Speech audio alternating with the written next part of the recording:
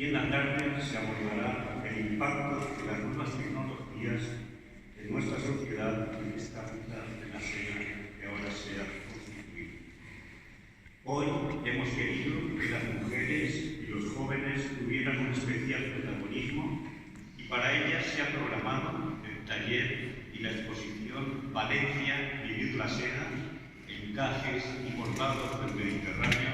como patrimonio de la humanidad. Y especialmente para los jóvenes tendrá lugar una teatralización de los cuentos del popular Nana Rubí y la presentación del libro que hemos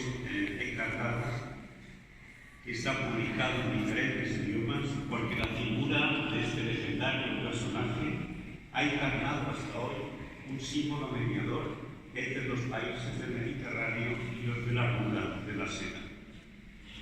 Mañana tendrá lugar la entrega de los premios Butaca 2019 a Salvador Rodrigo, el rector de la Universidad Fernando Pessoa